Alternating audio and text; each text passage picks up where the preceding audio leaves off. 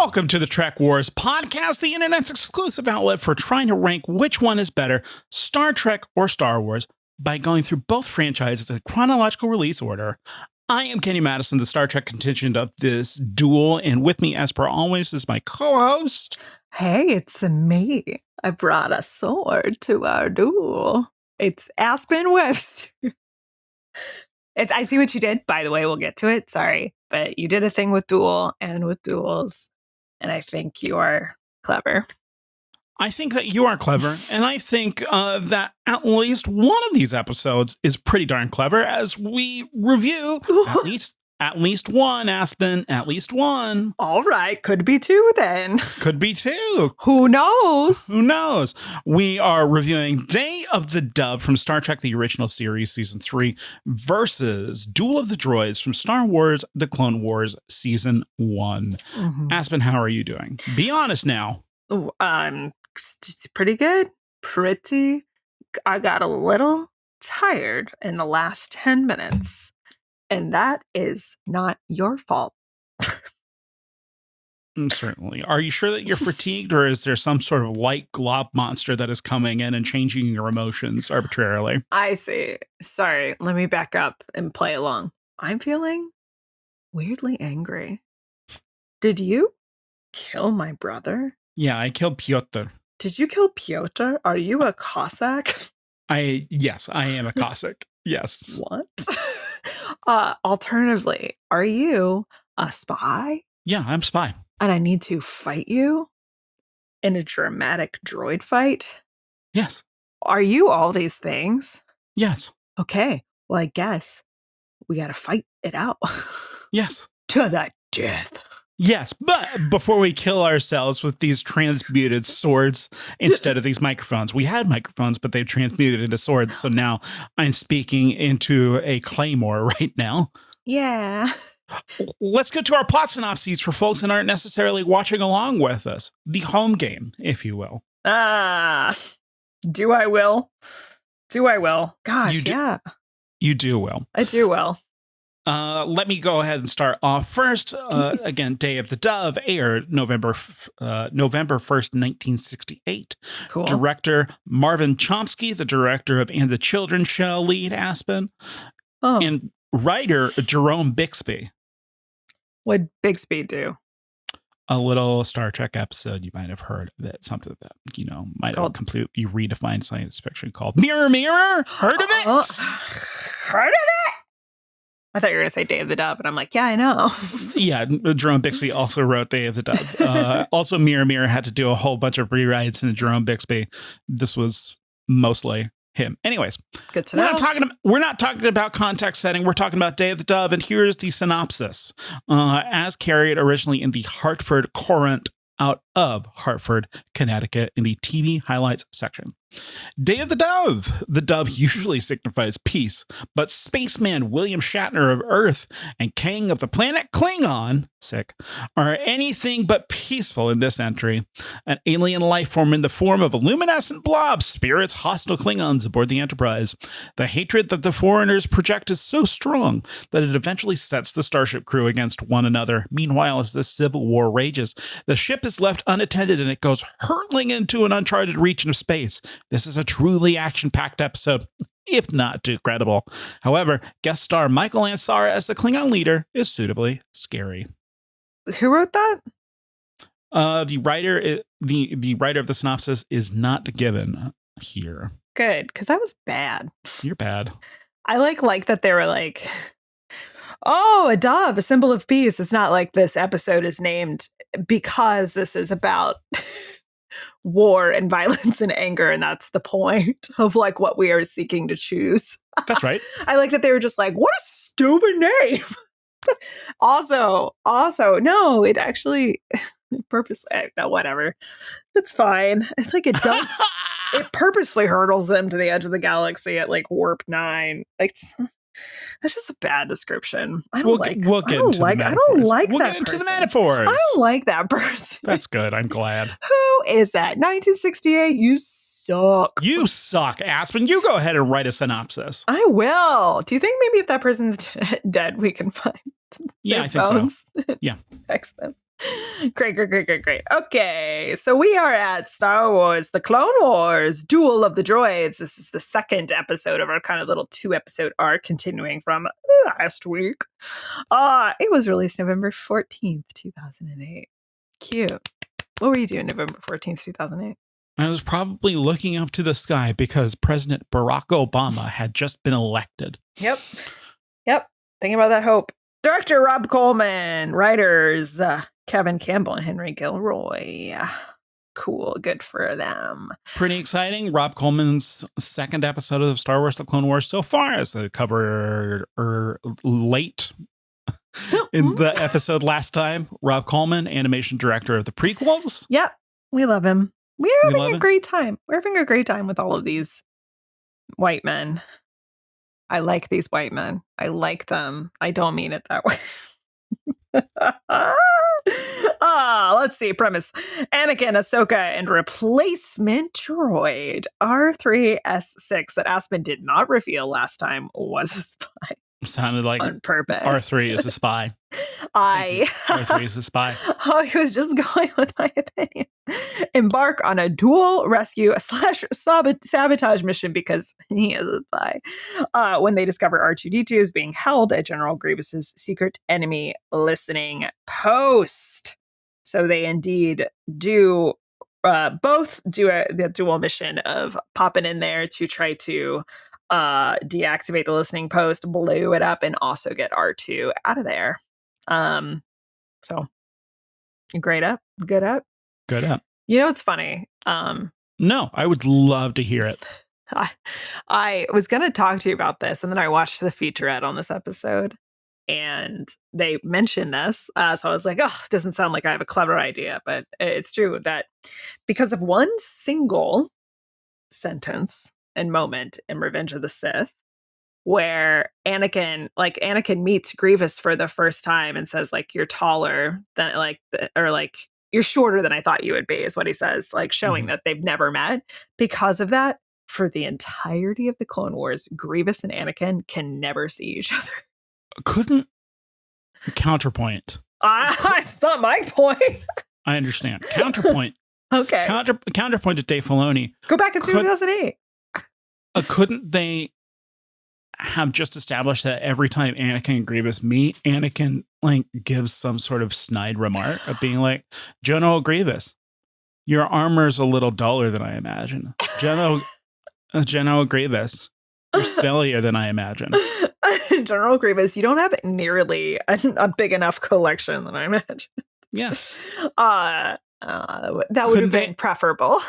Couldn't they have just done that? Yeah, I think so. But also, I have not noticed it plot-wise yet of being like they're really dodging each other. I'm just like zipping along and going, all right, there are other things that I'm like, interesting. Oh. For instance, I mean, we've had some episodes with Asajj Ventress. We should have more. Sure. But she's perfect. Yeah.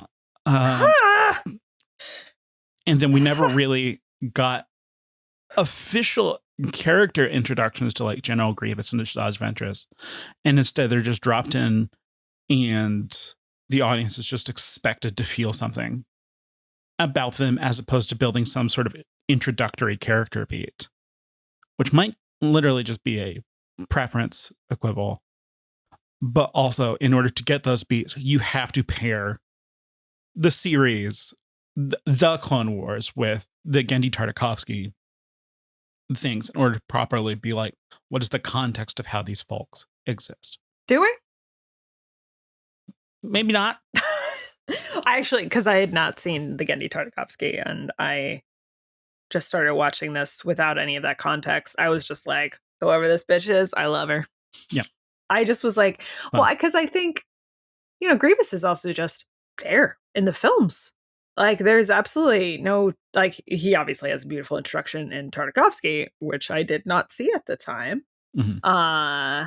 He just is suddenly in the film. And I think I just assume this sort of like... Yeah, it's pretty weak sauce. Sit there out here just like collecting little weirdos who are just powerful and desperate to like chop up some Jedi, and they're just Isn't like, it wild that George Lucas wrote a rule because there was only an Emperor and Darth Vader, and was like, you know what? There can only be 2 Sith at a time. but then there are more. Well, sort of. Yeah. So then they have to somersault and flip and being like, nah, I'm technically not a Sith. There's only 2 Sith, but then there's all these Inquisitors and also General Grievous and also Asajj Ventress, and there's trainees, and they're always, I don't know who this character is. God.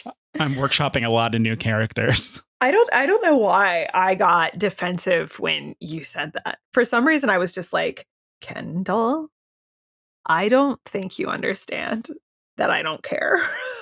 Sure. Which I don't, there's no reason for me to feel that way. It's a very valid criticism of like what, like, because there's plenty of space to be doing that, right? Space. There's plenty. Like, why not? Why not? Why not have like a little bit of a like a why not have 4,000 Sith? But I will. George could have written in episode 1 of being like, why not have 40,000 Sith? He could have.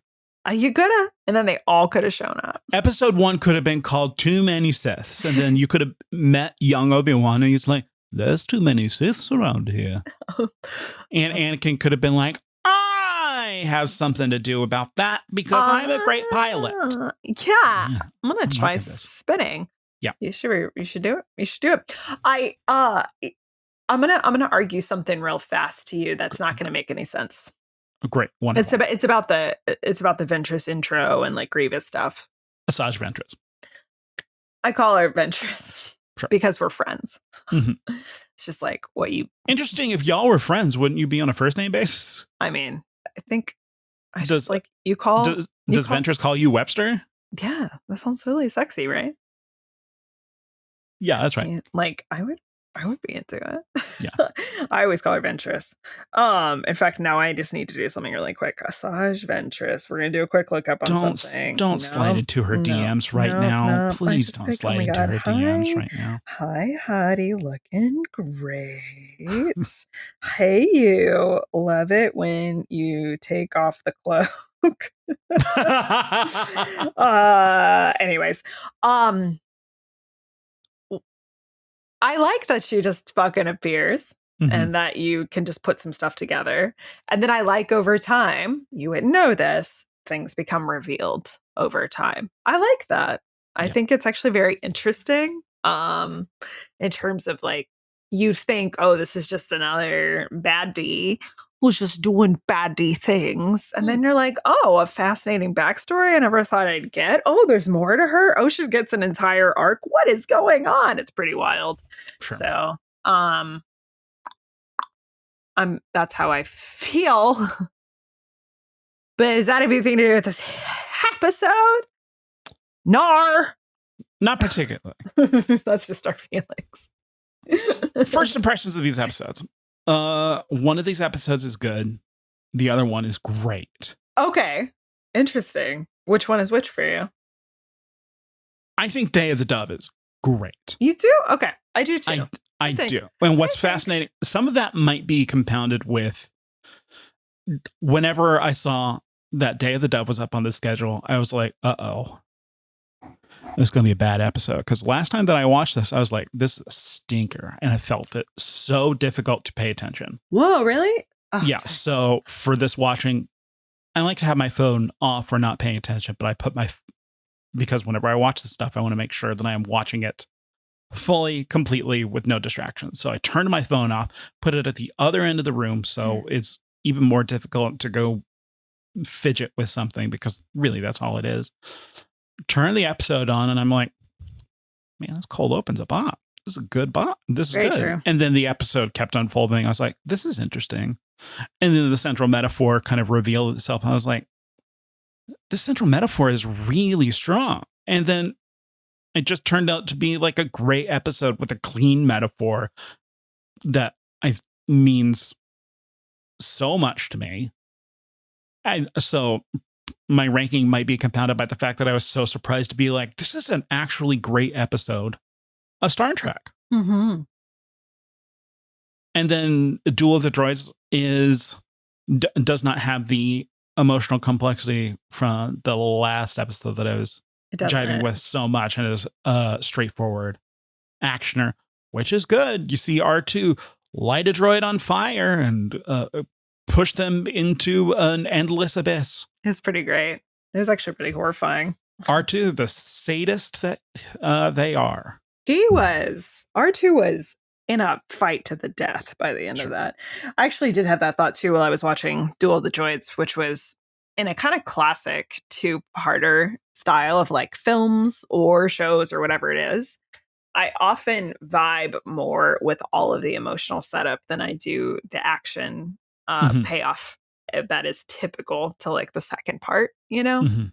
Although a lot of it was very interesting. I will say about Duel of the Droids, I was noticing it from like an action perspective, and I was kind of seeing it that way of, again, the payoff of the thing. But you're right. It was very much like set piece. It felt to me like, you know, when you're watching an anime and you know what an anime is. Yeah, I have watched Miyazaki. I have watched the films of Satoshi Kon. You know what an anime is. I do know what an anime is. And I really, the only, and I don't know. So, but like, you know, when you're watching a series and you get to like a really important battle, for instance, and it's like suddenly like all of the budget went into animating that battle.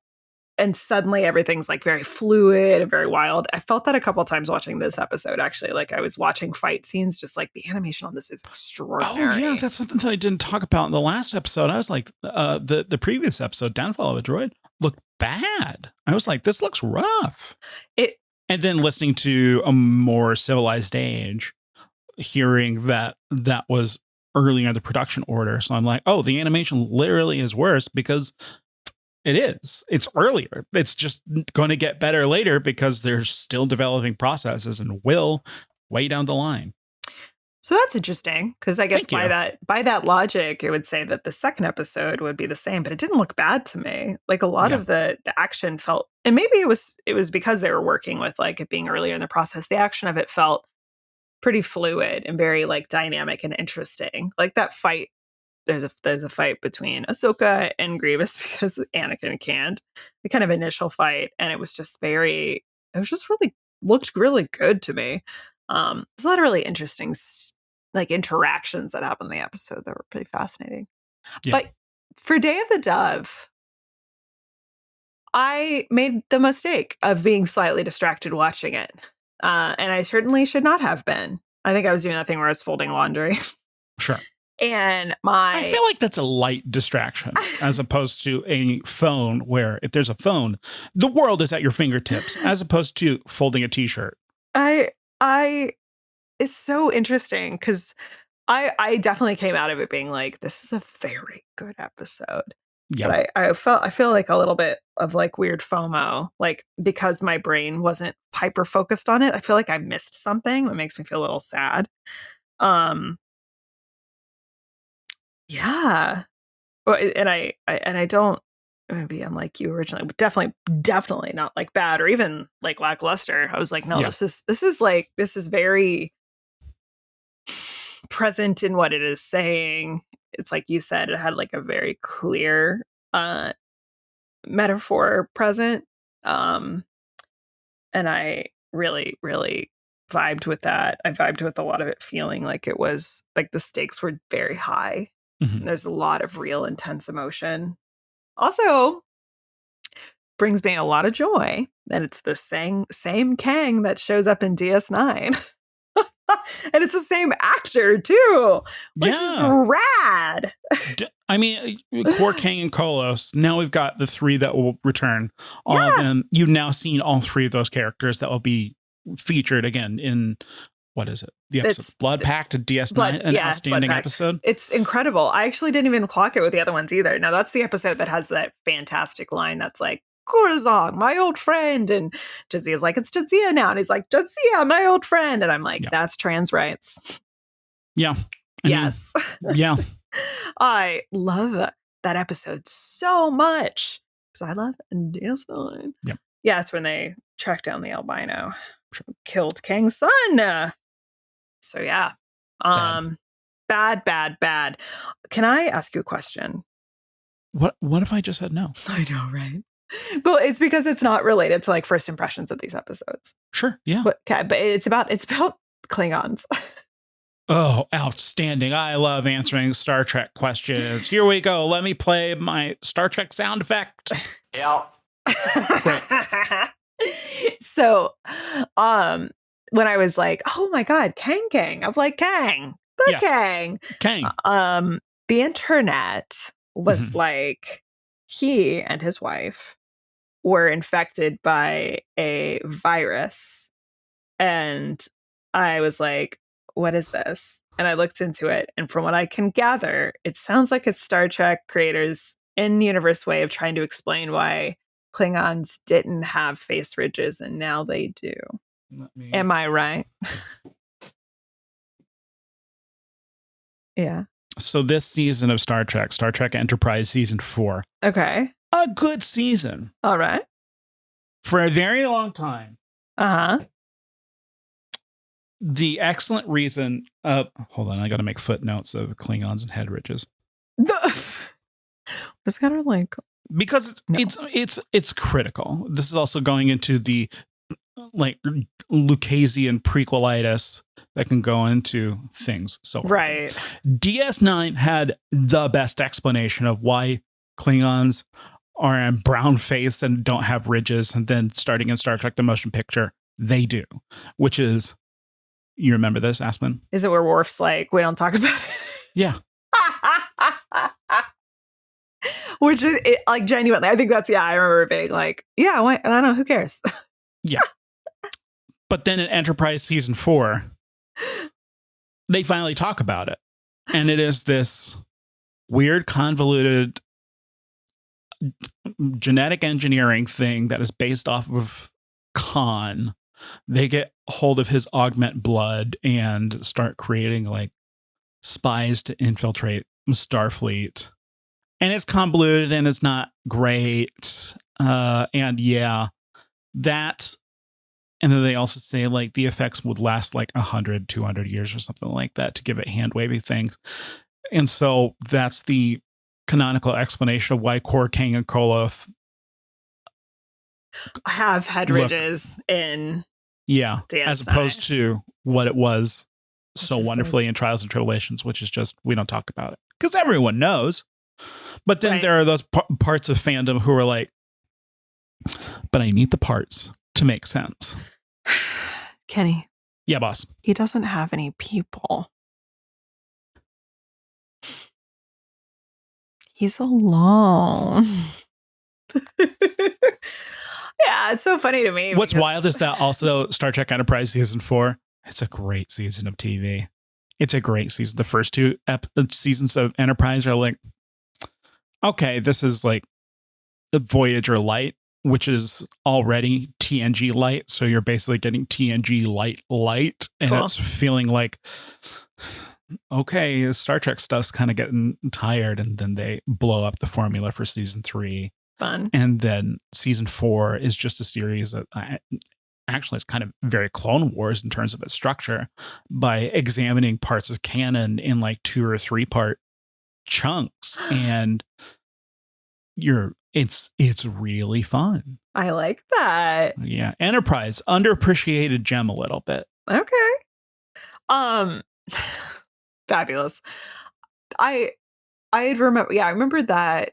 I just remembered because I haven't watched Enterprise, and I just was like, I don't think I've ever seen anything around this. And it reminded me that it was like, oh yeah, because in DS9 they were like, who the fuck cares? Yeah. Like, and then Enterprise, the first episode is humans dealing with Klingons, and Klingons have head ridges, which was a question within fandom of being like, if we see Klingons, are they going to be the flatheads?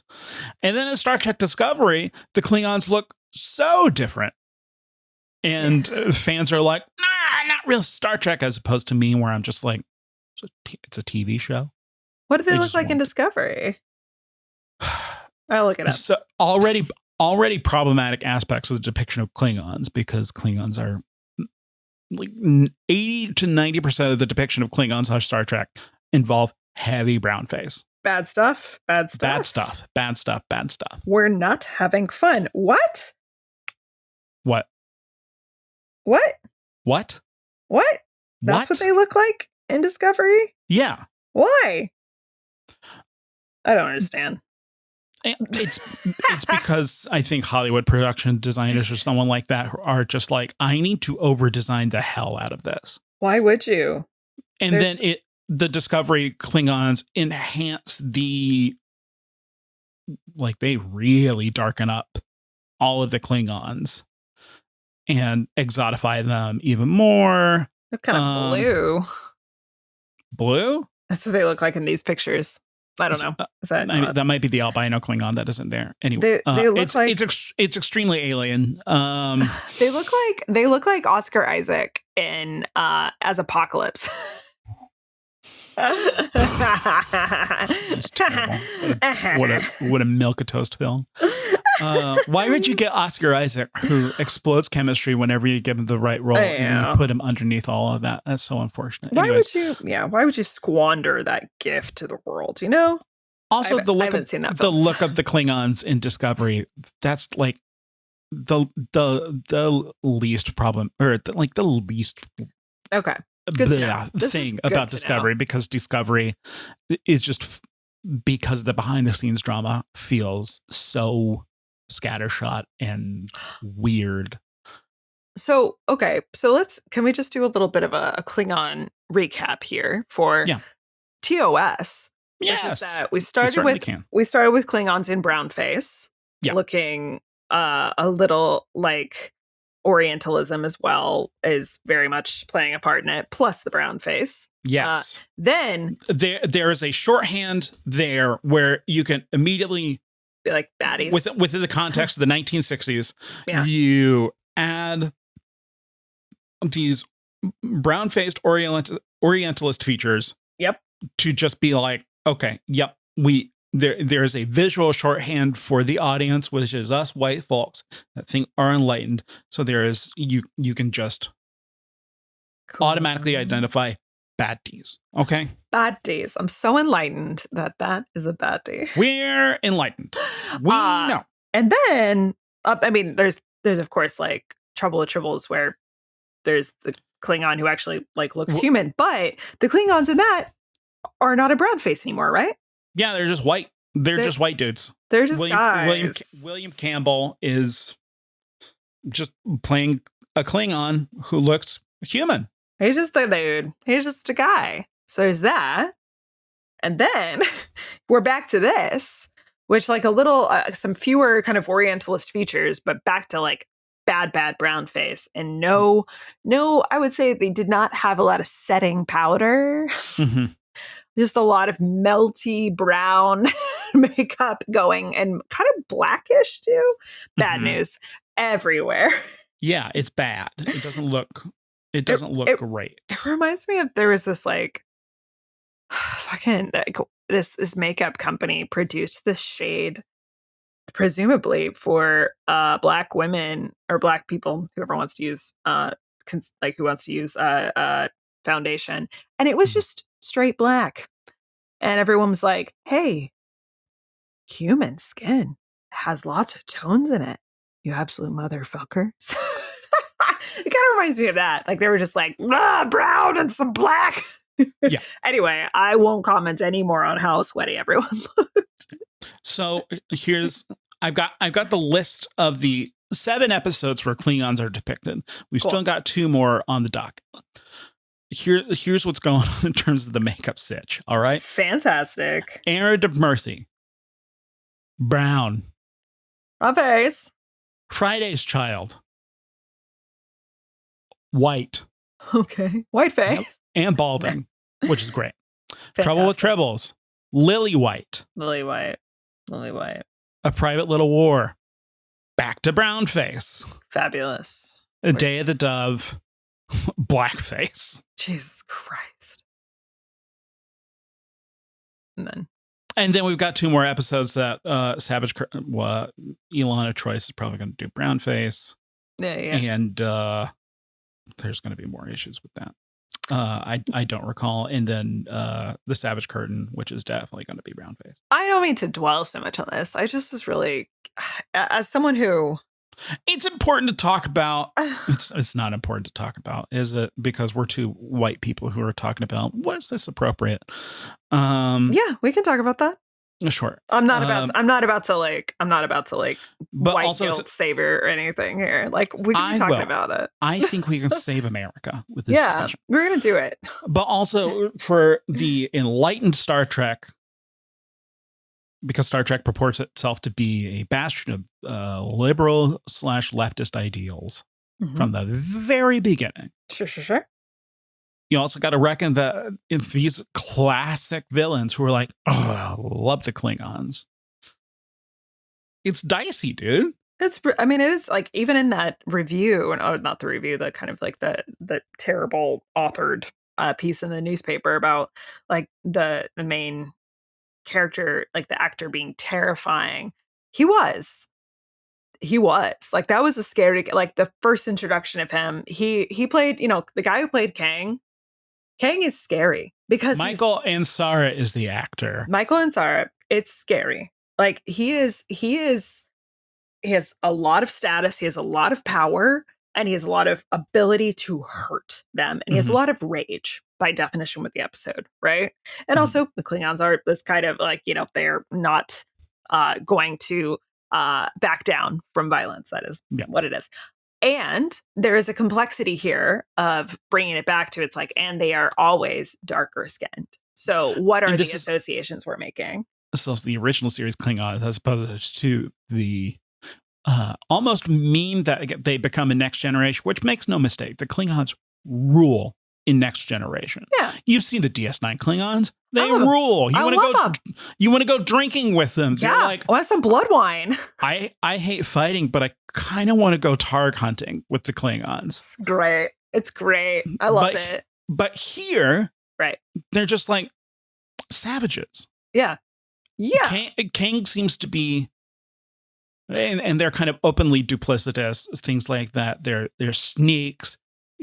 Michael Ansara as Kang is playing it with a little bit of a regality that is really interesting, as opposed to, I'm thinking of John Colicos' Core, who is like, I am a Klingon.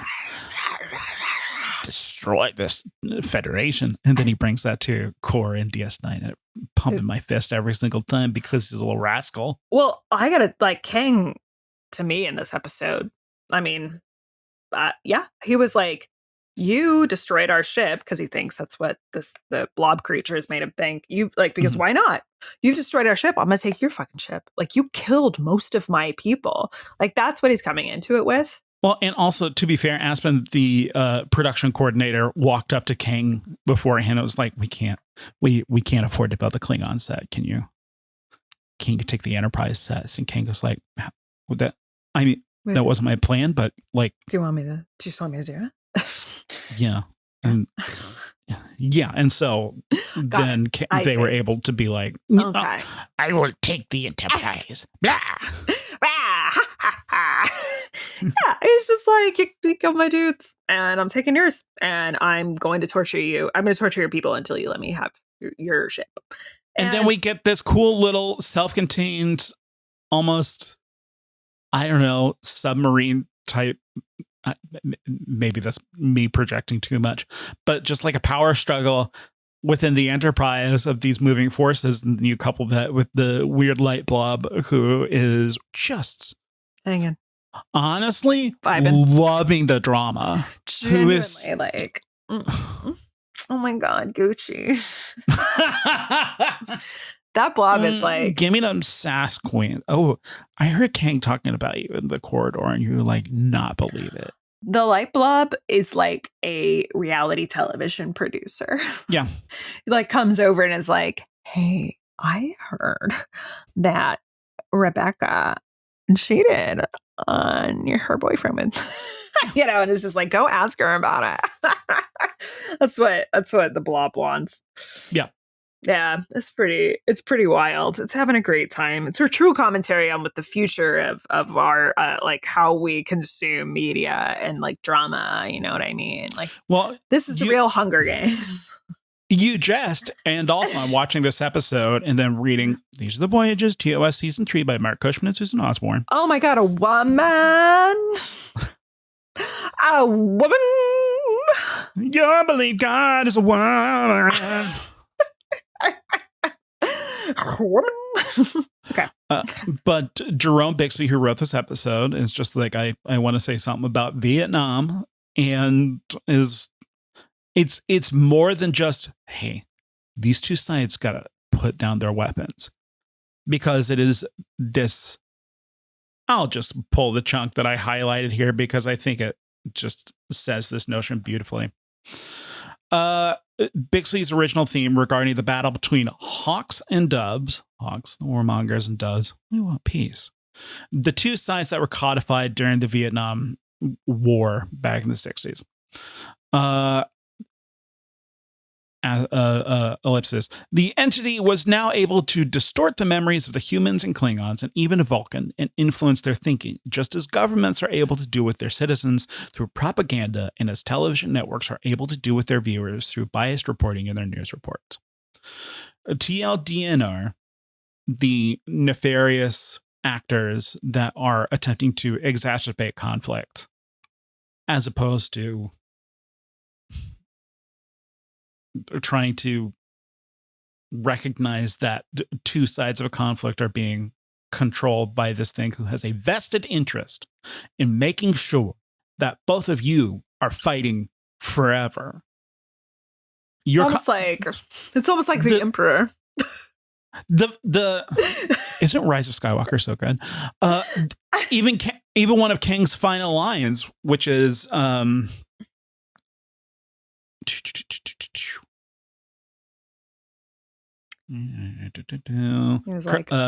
Kang to entity. Yes. Out. We need no urging to hate humans. But for the present, only a fool fights in a burning house. TLDNR, bro, we already hate humans. But you making sure that we're at war, that's not going to fly. Not even invalidating the fact that they have potentially real beef with Starfleet and the Federation. Yeah. But the fact that their war with each other is not a conscious choice, but rather it's being manipulated. And so that elevates it from the usual, why can't we all just get along, naivete that I think goes along with Star Trek politics sometimes, and instead makes it a little bit complex by creating this amorphous metaphor. Don't exactly know where it's coming from, but there is someone that is profiting from their conflict and makes a really strong metaphor, I think. Okay. This actually makes me, now I'm on board with this is a great episode, because I was feeling a little like, oh, okay, sure. Yeah. I guess we can just like not have a little conflict. It's not like me to not be like, I wonder if this is actually about the greater Vietnam War. Usually I'm like, what is the thing happening? But in this, I was just like, I don't know. Maybe I like wasn't expecting more from it, and I should have been, because obviously, as I was just saying that right there, I was like finding the thing of like, what is it? Okay. Can we actually pull this metaphor a little bit farther? Let's pull it. Then in this, if this is the metaphor, what is the amorphous being represent? It represents really whatever you need the metaphor to represent. War profiteers. What do we want it to be? War profiteer. Like just to put it in the Last Jedi terms, powerful? Always war profiteers, war weapons manufacturers, nations that literally profit off of war. I would say in this one, it's the United States. Yeah, absolutely. And then you do profit off of those parties, say within their own country, warring against one another. We are the profiteers. Yes. Like the United States, it's the war profiteers, but like, what are we now if not just like a country of serving military interests? And then the amorphous blob implanting false memories, implanting false feelings, Right. exacerbating racial hatred Right. because information is being deliberately fed to you in order to exacerbate anger. Yes. I'm having a real. Chekhov has a fake brother Yeah. where Sulu is just like, he's an only child. You know what? I actually had this moment where I was like, is it common hundreds of years after conflicts of like the Cossacks and like Russian, like the Russian Federation, like years and years ago, would this still be something that would be called out to like kind of as a conflict to relate this to? And I'm like, well, I guess maybe because Chekhov, Aspen, I know. You know the answer to that. Yes.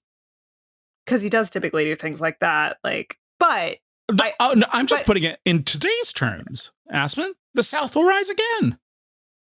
Oh, okay. I was going to go more for like, if we're doing it within the context of this episode, sure, it is like, and what you are saying, which is what this metaphor is yes, that's also a really good example of it, is that we need to also play off of years and years and years of like ethnic or racial or like class rivalries that existed years and years before, and know that this still is churning, and this is part of the hatred that needs to live on forever. You know. And because they're nefarious actors who benefit from you being angry. Yes. From you being racist. Marginalized for yourself. And then turning that outward as well. Spock gets racist. Yeah, he straight up does. He straight up does. It's actually kind of wild. It's weird. This is definitely one of those episodes too, by the way, speaking of this, where like Kirk is like not as affected as everyone else, which it vacillates, which is the fascinating thing. I'm reading this. I'm reading my book, and they're talking about the performances being inconsistent, but just kind of like the Force being the ultimate plot wavy thing of being like how they do it. The Force. This episode, you can blame like inconsistent performances or like amorphous blob. There we go. That's how I felt. I just took it as like Kirk. By definition of what Kirk is as the captain, is usually the last to be affected by things, or is the least affected, or is able to fight it off faster than other people. And I just took it as like a going back and forth throughout it. Yeah. Kirk has a canonical obsession with this ship to the point where he's like, I can't have any other relationships because I'm already married. Look at this ring on my finger. It's actually made of dilithium. I'm married to the USS Enterprise. And I fucked the shuttle bay. You have to bleep that out. You never swear. Oh my gosh. It is pretty wild. It's very intense. It's one of those. It's also, oh goodness. And I love the ending scene of where they even though it's corny as hell, but also I'm already there. Oh yeah. But also just that line of Kang being like, I hate humans anyways. But like, bro, come on. You don't need to tell me to hate these folks. I'm fine. I'm going to be hating him. Get out there. Get out there. And then they all just go, ha, ha, ha. And they do the... Corny as hell. That's fine. Star Trek is corny. What do you want from me, Aspen? Stop yelling at me. They fought a cat in one episode. Twice, apparently. They didn't fight the cat in Assignment Earth. Oh, she just was a cat. You're right. There's just two cat ladies. Do you remember Assignment Earth? I love that episode. Yeah. I wish so badly.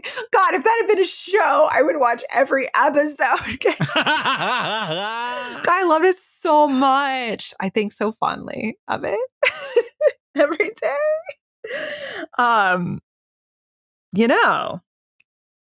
As I was joking a little bit earlier, but I do mean kind of seriously. This is a direct, the whole vibe of Star Wars and the Clone Wars itself being something that has been created by Palpatine. Yes. What a wonderful segue.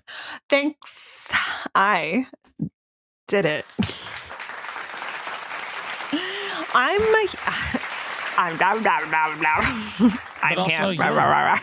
mean, even the TV, the Clone Wars aside, it's just part of the text of episodes 2 and 3, and then the Clone Wars gets to deal with the day-to-day of that manufactured conflict, the toll that human and apparently droid to toll. Apparently.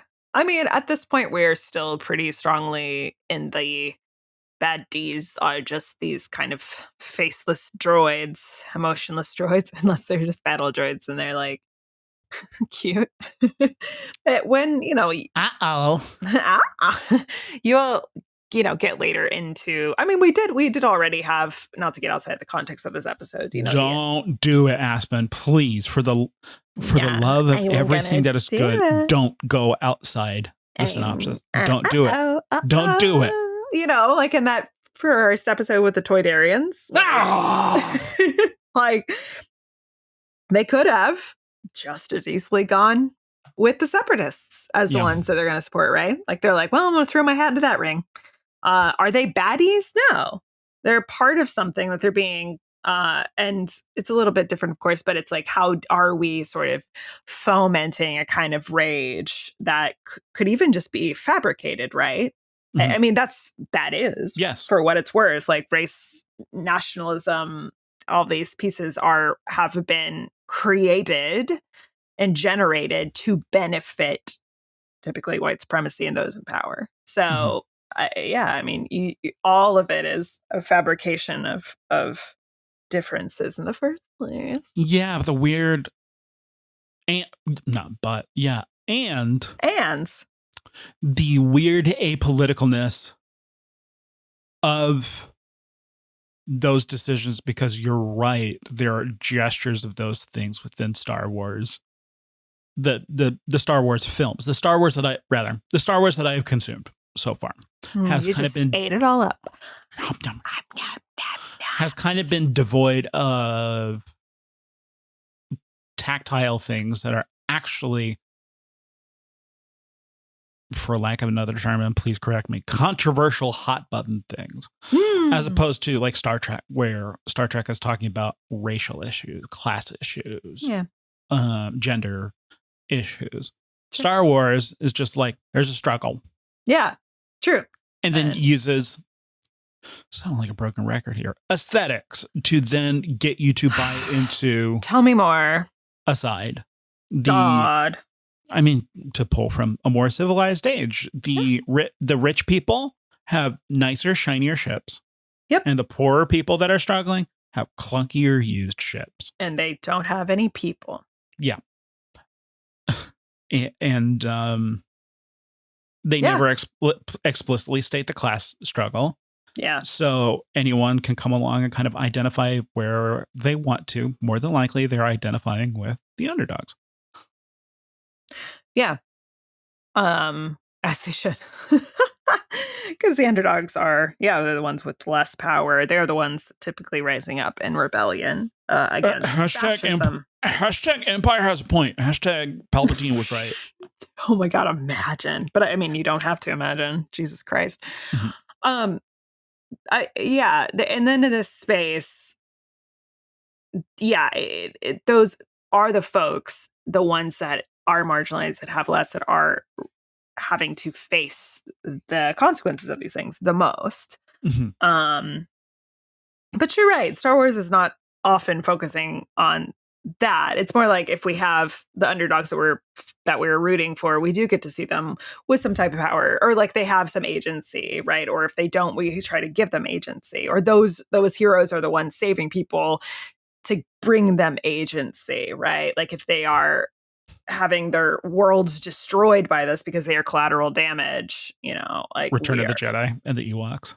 Yeah, I mean, that's the collateral. I mean, they like choose to fight in it, but like they're like murdered. They're part of the battle, but it's that one mom is murdered, and everyone is just kind of in the theater, just being like, "This is the most devastating, scarring piece of cinema." Mama, Mama. Oh God. No. Oh God. Stop. I cried for 25 minutes straight. I'm gonna cry now. Do it. Yeah.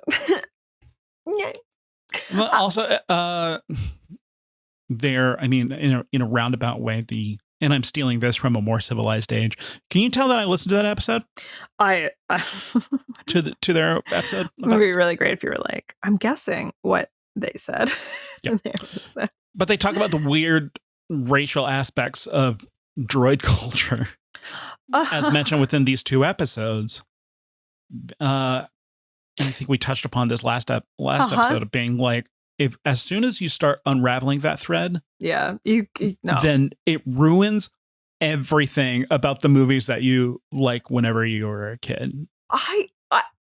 There are some things where I'm just like, I don't think we can think about this too much. We can't, because then if we are personifying the clones and then we're like, R2 is a person, cool. Yep. R2 is a person, but the battle droids aren't people. We're not allowing them to lead a life.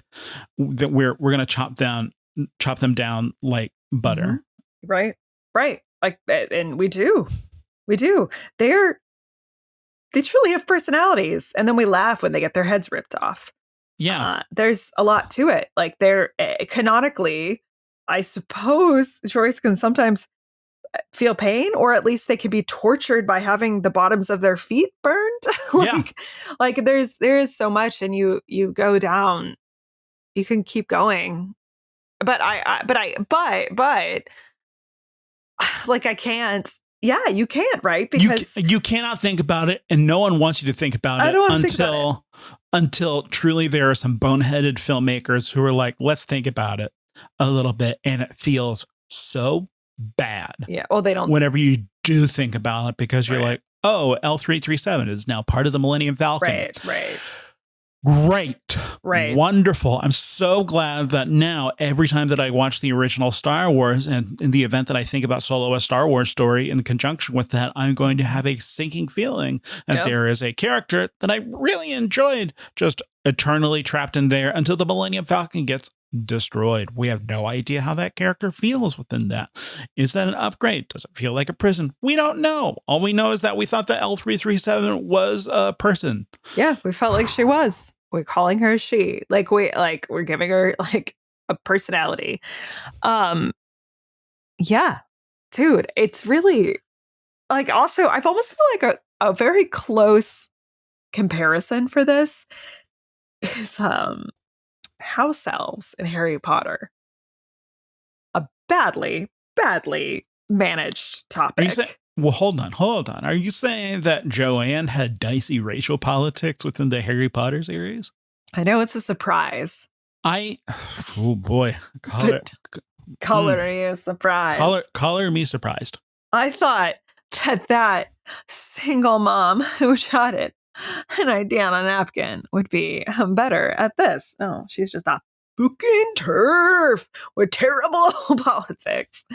Yeah, but the idea there being that they like this life, and only a few of them, they're aberrations, right? And kind of a problem. And this girl is a fool for even and is going against their wishes. It's horrific, right? Mm-hmm. And there is a touch of that if you were to go too deep, if you were to actually try to turn it into a thing like it's turned into in Harry Potter, which Solo sort of tries to do, which is they're happy the way they are, right? Just shh, calm down, shh, it's just you. You're just the weirdo. C-3PO loves being of service, right? R2-D2 loves being your bestie who can also be a superhero. You know what I mean? It's a little bit. It's dicey. But you know what isn't dicey? The fact that Dave Filoni and his brother, his brother, Dave Filoni mentioning his brother again for no good reason. Dave Filoni, look, watching the Filoni Zoni, and Dave Filoni mentions that he and his brother are Steelers fans, and I'm just who is his brother? Why can't I find any photos of this brother whenever I go? Let's do it again. Maybe I'm wrong. I couldn't find the brother on DuckDuckGo.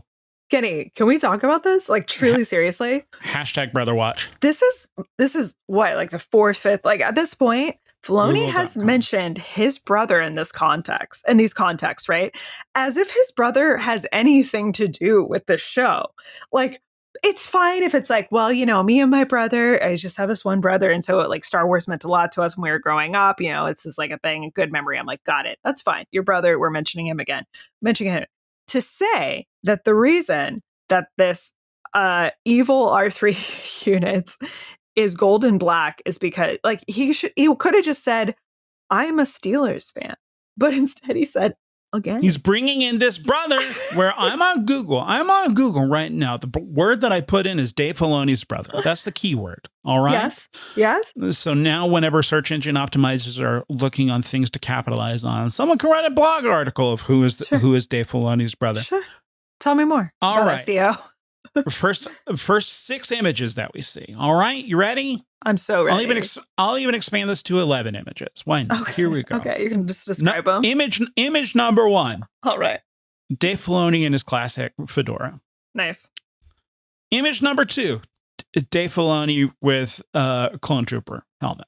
Okay. And he's not wearing it. He's still in his fedora. No surprise. Okay. Image number 3. Dave Filoni on IMDb. Looking at Jon Favreau with Grogu in the middle. They're about to kiss. Here we go. All right. Dave Filoni. Image number 4. Dave Filoni at the premiere of The Mandalorian in proximity to Gina Carano, it looks like. Bad. Image number 5, Dave Filoni looking on finally because he's like, this Star Wars stuff is really cool. I love Star Wars. There we go. Image number 6, Dave Filoni with a clone trooper helmet. Now, again, to remind you, Aspen, if you could just remind me what the keyword I put in. You put in brother. I put in Dave Filoni's brother. That's the keyword. Kenny, have we considered he doesn't have a brother? Who is this brother? Why don't we know anything about this brother? Have we considered that it's not? He doesn't exist. That Dave Filoni, much like Chekhov, is an only child and doesn't have a brother. Oh my gosh. Oh, Aspen. Nor is he. Who is this? Who's doing this? Who's putting this? Who is doing this? Who is Dave Filoni's brother? We don't know. We don't know. What is happening?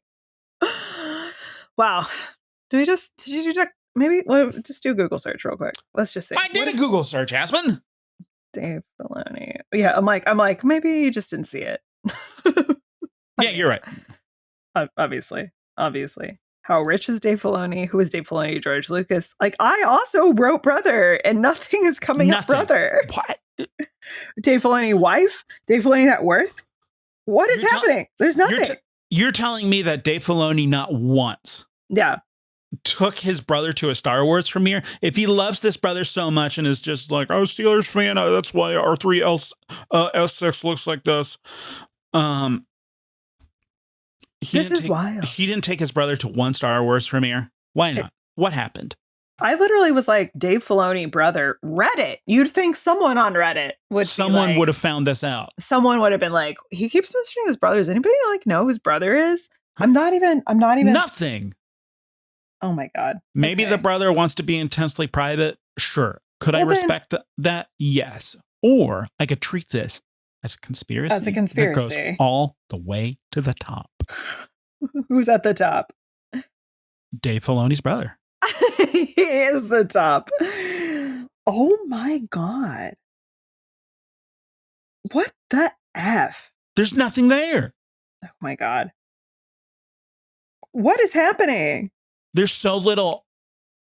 Okay. Also, it just seems like there is so little material to be like, here is the production materials. Here's like the day-to-day of what it was like to work on the Clone Wars, at least in my my limited research. There's no like there is the Clone Wars companion, but it seems like that is just like about like behind the scenes artwork, the production artwork, and it's not necessarily about the process. It's just like, here are some cool alternative things. And it's still kind of within the wheelhouse of all of this is fine. Meanwhile, what we do know is that Lucasfilm built an animation studio from the ground up, and George ordered 100 episodes. That's a huge project to take. That's a lot. What does that have to do with Dave Filoni's brother? Nothing, not at all. I was going to say everything. But now this is like the second time that Filoni's mentioned his brother. Like third or fourth. Like this is multiple times now. I am telling you, Kenny, I even did I was like, Dave Filoni's brother in quotes, and Google was like, that's gonna light it up. should have given you a guaranteed result. No, it literally was like no results found. No results. Dave Filoni's brother doesn't exist, even though he keeps mentioning this brother. My brother actually, my favorite character was characters with lepus. And so that's why Ahsoka is that way.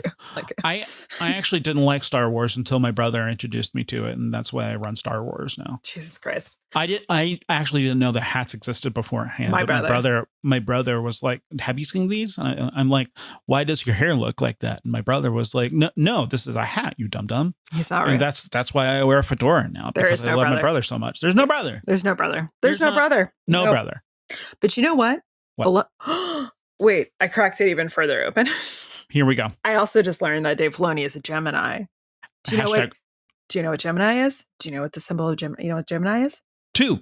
The twins.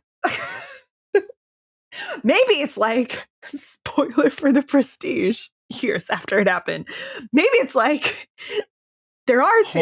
Hold on a second. Aspen, you're blowing this up. Are you saying that Dave Filoni sometime clocks out?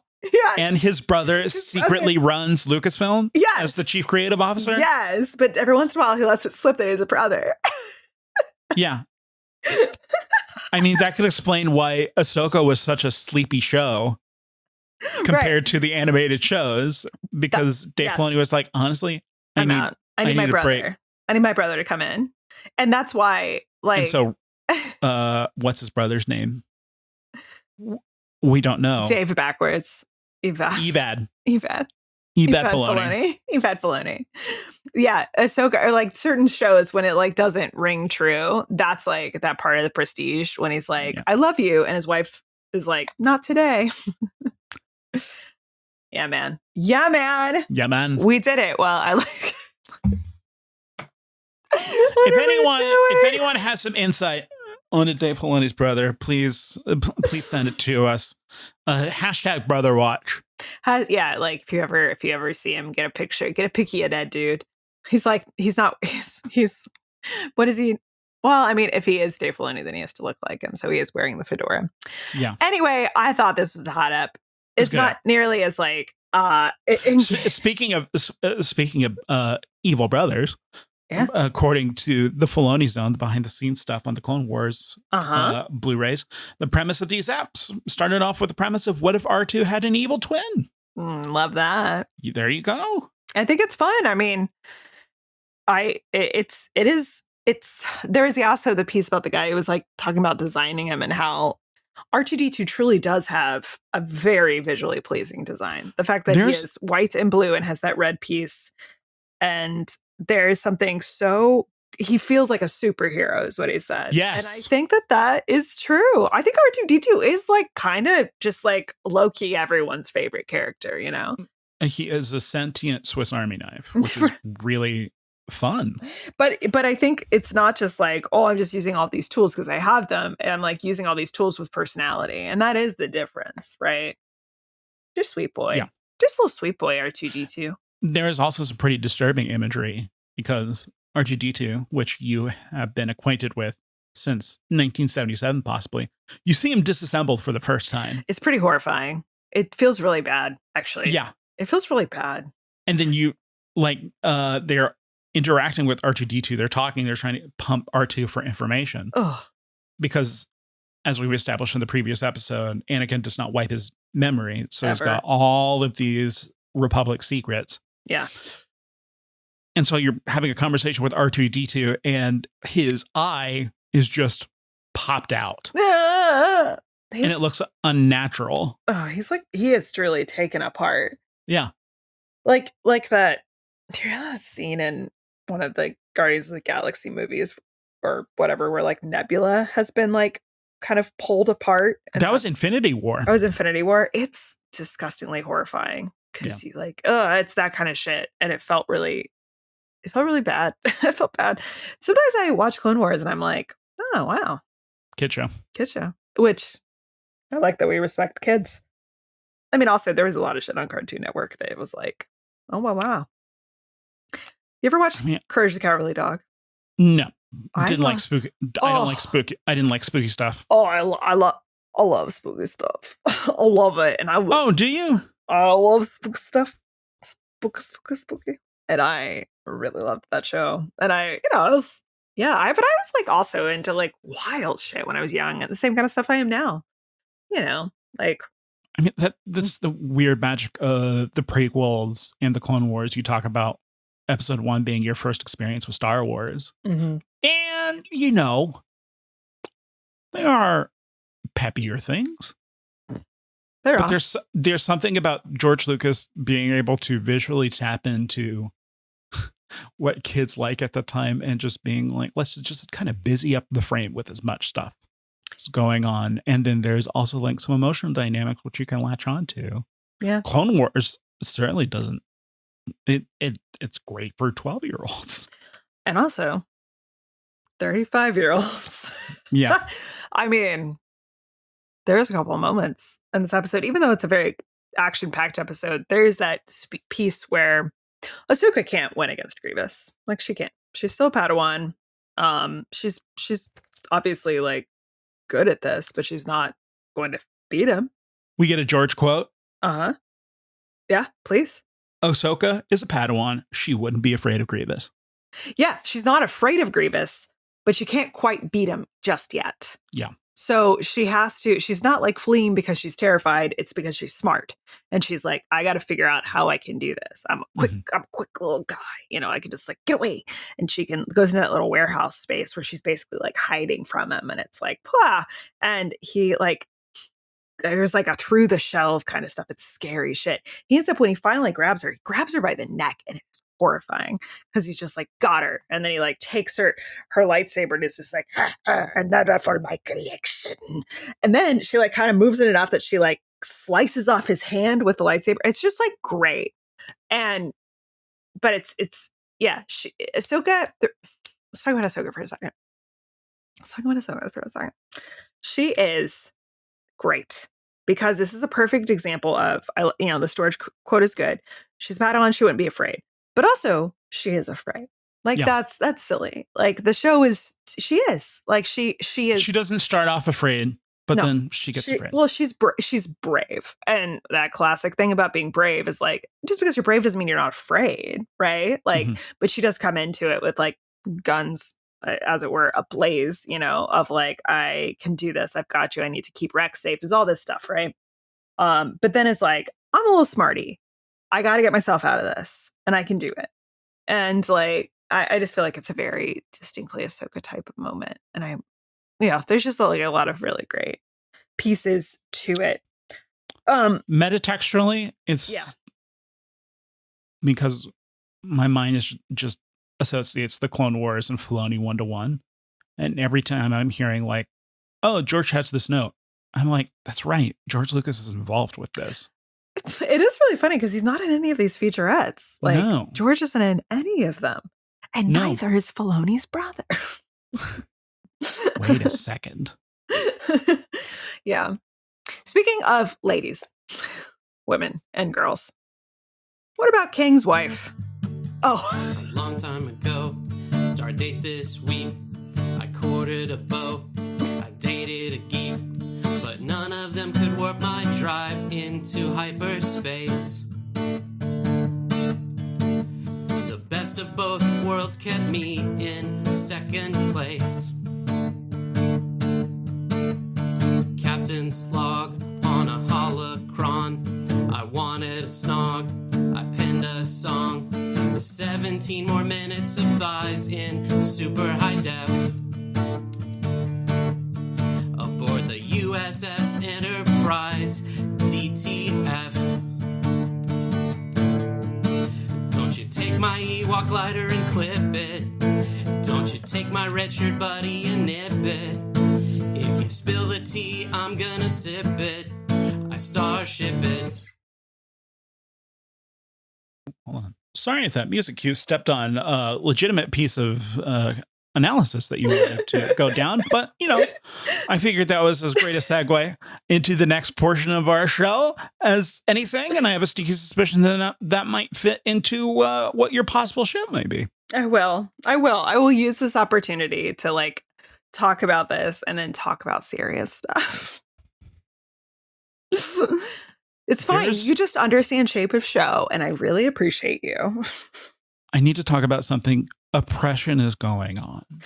I would just like to say that things don't feel great.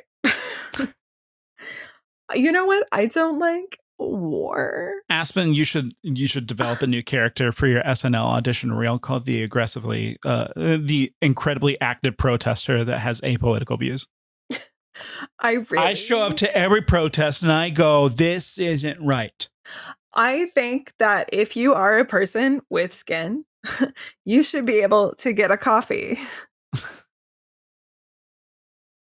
What do I think about people without skin? Go to the hospital. Now I just sound like girl with the weird opinion at a party. This conflict has a lot of sides. It is a conflict. Sometimes we have to look at our brothers and sisters and we have to go, yup. And also sometimes they're neither brother or sister. They're a third thing entirely. That's a thing.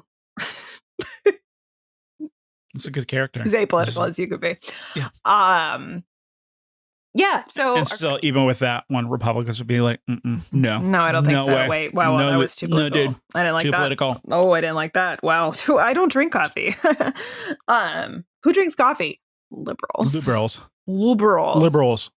Yeah, let's name our favorite ships that fly through the sky and our favorite relationships that kiss each other. You go first, Aspen. Oh, you know what? I do have to note, I found out what the ships were from the last episode that I couldn't name. They're not technically ships, they're vulture droids. Vulture droids? You didn't know vulture droids? I didn't know that's what they were out in space. I thought I just kept calling them the Battlestar Galactica ships because they are like them. Oh, yeah, they look like the Viper. Or not the Vipers, the Silent Raiders. Yeah, the Silent Raiders, and it makes sense because they themselves are droids that fly. So exactly. That's it. So, I was not that far off, but they are called vulture droids. Oh shit! I was so distracted realizing that I didn't. Kang's wife, Mara. Wait, no, I'll get to it. Okay. But we have to do a ship first. There's an order to this. Oh, that's right. Yes. Do you have a ship in the sky that you prefer? You can go first if you want. I certainly do. Please. The smuggler ship, God-knocked ship. Oh yeah, Lizardo, yes. Played by Ron Perlman, which feels like a huge get. What I like about that ship, it's a big flying truck. It's a big flying semi. Yep. I love starship. I mean, I love all kinds of starships, but I also like starships where it just feels like a dude is working. Yeah. It's all practical, no style, and that is a very attractive style. Yeah. For me. Man, it was pretty rad. What's a ship that comes in at the end to pick them up? Jedi Starfighter. Is it a Jedi? Let's say it's Jedi Starfighter then. But you can't do that. We've already done it. Yeah, I did it. And the rules clearly state, unless you are a guest, you cannot reuse ships. I've got one. Okay. I've got one. Here we go. You're going to get so mad at me. Love it. Rex. Because Rex has to carry Goldie while they fly down, which therefore makes him a vehicle.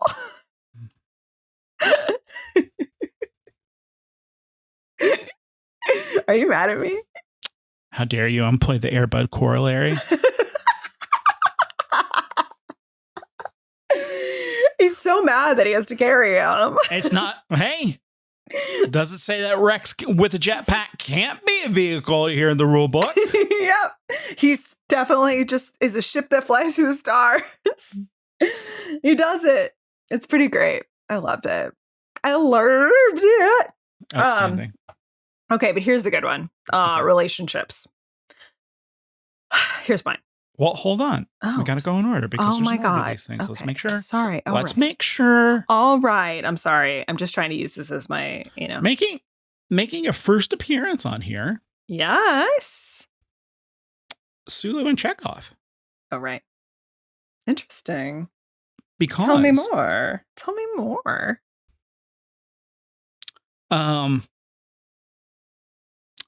Everyone is just like, man, Chekhov's really mad that the Klingons killed his brother. And Sulu's like, what are you talking about?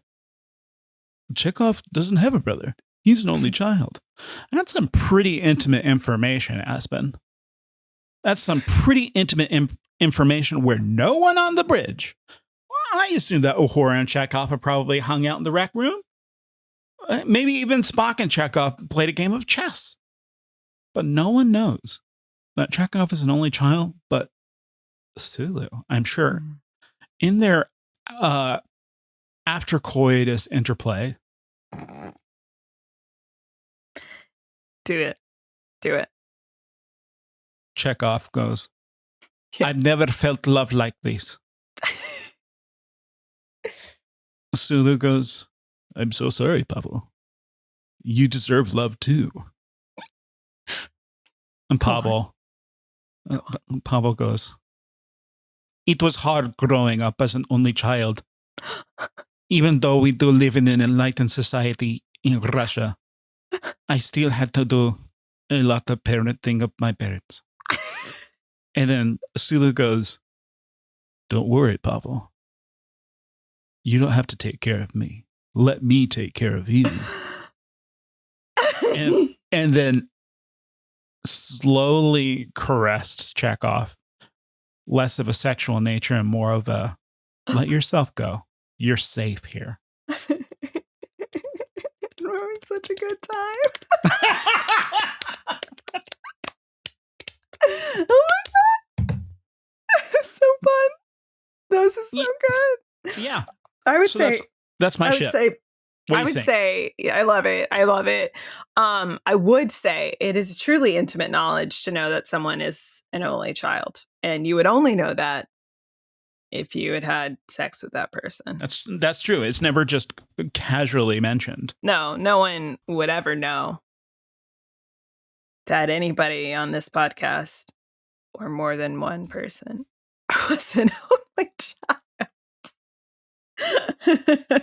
No one would ever know that. Okay, here's mine. Kang and Mara. Oh, big surprise. Big surprise. Big surprise. Obviously, they are Mara, who is King's wife and also the science officer. She's the science officer. Which also begs larger questions of what does it mean to be a science officer on a ship that is composed of Klingons who seem just so bred for war? What does that mean? What is the status as opposed to like the Enterprise, where Spock is like the science officer and basically first officer? Extremely important. Anyways, continue. I think it is. I'm sure they're looking up some science too. Like, what's the science of battle? What's the science of what makes a man suffer? My lord, you can use 2 knives instead of 1. Wow, thank you, science officer. It's crazy that we have such highfalutin ideas, and we're just like, does this metaphor actually track in terms of trying to examine imperialist notions? Or is this an outdated mode of thinking? Are we in fact contributing to a problematic dialogue? And at the same time, we can also be like, what if they used 2 knives? Blah! I just want you to know, Kenny, and I want everybody listening to know that we're not just smart and hot and the coolest people you've ever met. We're also really funny. We're really. I wish I had my B. Iden Payne Award here. Wow. But it's over at Heidi's, my partner.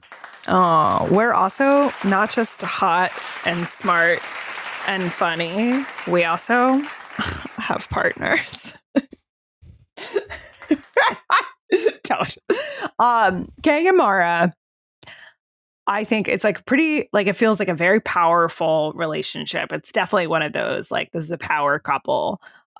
They seem to deeply respect each other. I very much love it. Beyonce and Jay-Z situation. Without the cheating. I was just talking about that today. You're right. Thank you. Because I don't think King or Mara would ever cheat on the other. No. That is a real connection right there.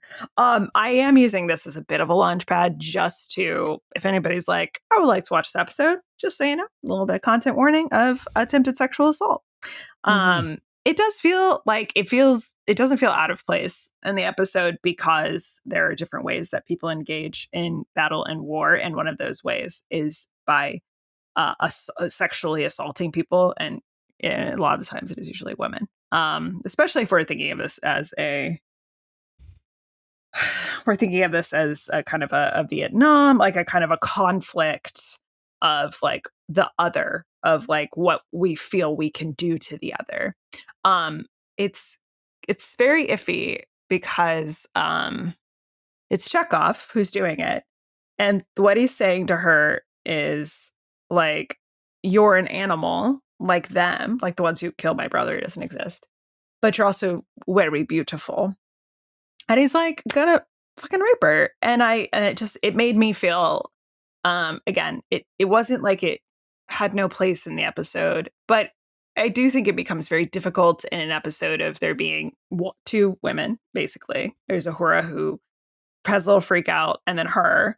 It is always a little difficult when you're just like, ooh, this level of like visceral, like horror is a lot. And then I believe Kirk runs up, pulls Chekhov off of Mara, and then it might be Kirk and some other folks, but they literally say it's not his fault. He starts to like really punch Chekhov, and I think it's Spock who's just like, it's not his fault. It's not him. It's like this thing making him do this. Maybe, like, it definitely soured me on Chekhov a little bit, right? I mean, yeah, I know he is representing pure like hatred and anger, and this is one of the ways that war and horror is enacted. It doesn't feel particularly great to watch. I'm not saying it shouldn't be in there. Also, Mara is kind of treated as an object. Mara is an object. She's an object. Much so. And that is partly why that's why I will say, despite the fact that I am saying, it's not like I'm like, ugh, this brings it down for me. It feels even more bad because she basically gets just pulled into the thing. She doesn't get to really be a person. They finally use her as a pawn to try to get Kang to understand. He still won't. She finally relents and is like, oh, I see what's actually happening now. I believe you. And she does get to have some kind of power in the end, but she becomes the thing that, like, you know, like I don't particularly feel, I don't know, you know, like when there's this, like, it's like, okay, there's like attempted sexual assault and like a dude runs in and starts like beating up on the guy who attempted it. And I'm just like, it always feels very much like about property, like women as property, as opposed to like for good reason. You know, it has that very Bridgerton-esque of like, you've disgraced my sister, now you fucked me over too, kind of thing. Whereas it's like not about her as a person. So it's just, to me, it's a very like, I don't particularly like it. I'm not saying it shouldn't have been in the episode, but I would have preferred, you know, Mara as a character that like we've seen a couple of times now with like women who actually are very like nuanced and part of this. So anyway, that's just my little ramble that I used my Starship it to go on. But I still thought that like the Kang Mara relationship still felt very like powerful to me and worthy of shipping. Also worse in earlier drafts because Kirk was also going to do stuff with Mara as well. And Jesus Christ, I fucking hate it. Then was going to be like wowed a little bit by Kirk and being like, wow, you're so charismatic and stuff. Ew! But it got removed. Oh, thank God. Jesus Christ. Yeah. It was already was on the edge. Which was not a Genie Beanie moment, thank goodness. I was about to be like, is this Genie Beanie in here again? Being like, oh my God. Just like, but ladies like that, you know? They don't. They don't. Yeah. So, anyway. So that's our ships and that's our ships. Yeah, so that's our funny part of the episode. Excellent. We're hilarious. So now we have to rank them. Indeed. Let's ditch the pretense of us being open-minded folks that are just trying to understand our way in the world, because it's an always evolving, ever-changing way that we interact with the world. No. There is right and there is wrong. And we decide it every week by deciding which one is better, Star Trek or Star Wars.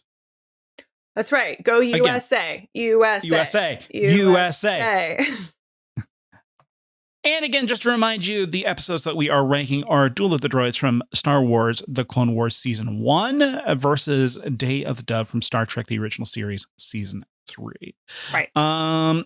Since I went first with my ships and stuff, Aspen, why don't you go first? I think because you went first last time. I went first last time to rank them in the last episode. You should go first to rank them this time. Okie dokie. With Duel of the Droids, I'm going to give it a 6. I don't like that. That's fine. I don't like you.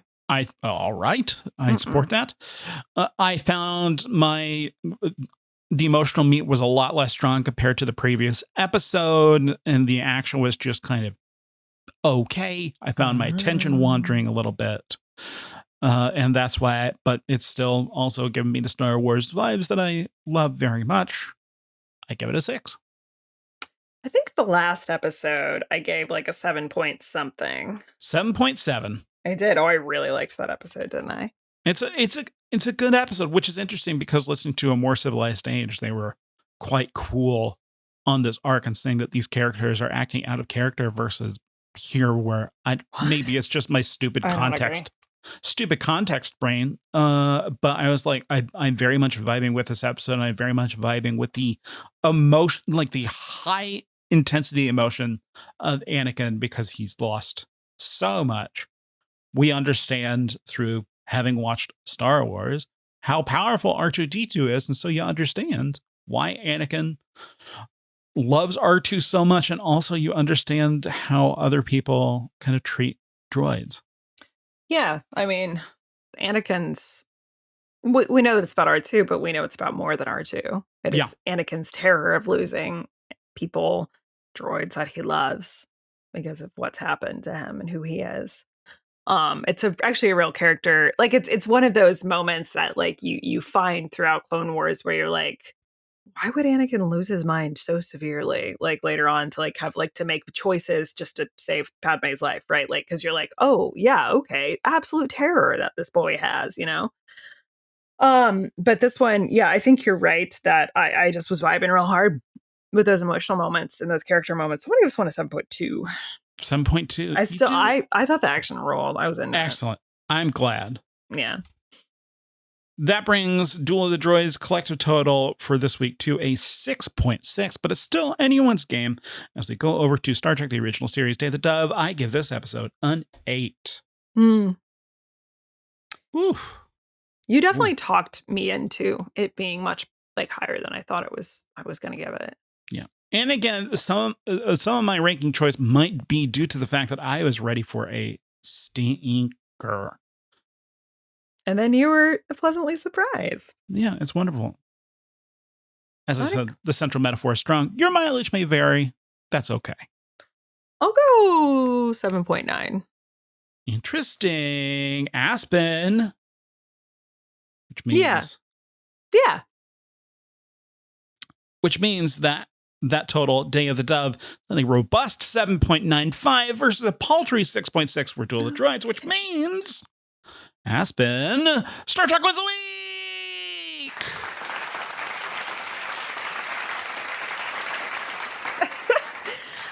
Fuck you. Which I feel like Clone Wars has been sweeping the floor with Star Trek recently. That's Although I true. guess in their truth, the beauty has been... I like that. I like that a lot. Hot up. Yeah. Yeah, it's fine. You can have one. It's fine. Thank you. I appreciate that. You're welcome. And folks, if you are also looking for more hot eps or perhaps early hot eps, why not hop over to our Patreon, patreon.com/TrekWarsPod, where for 5 smackers a month, you can get early episodes and extended extended episodes. Today, our extended episode, Aspen and I talked about Paddington 2, Wonka, touched on Hitman a little bit, and finally, the most recent episode of Doctor Who that we watched, which was the gay episode. Gay. We loved it. We loved it. Absolutely. And you too could join the fine auspices of fine folks such as Timbo DeSouza, Emily Brycelove, Heidi Rogers, Kevin Miller, Arizona Mark, we love you, buddy.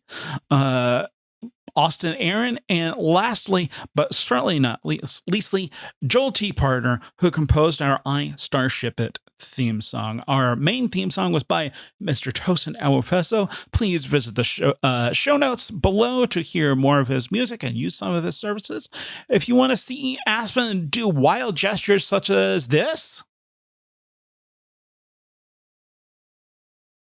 or this,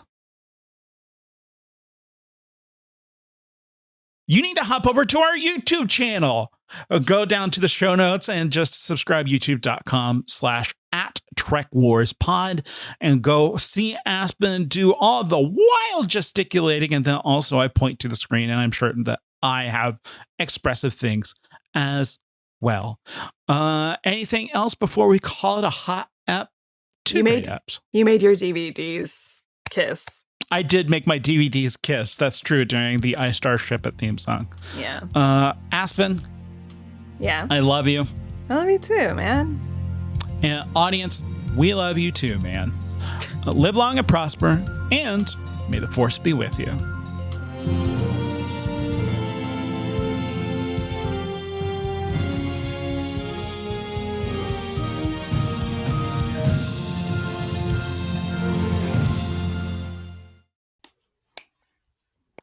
Gay.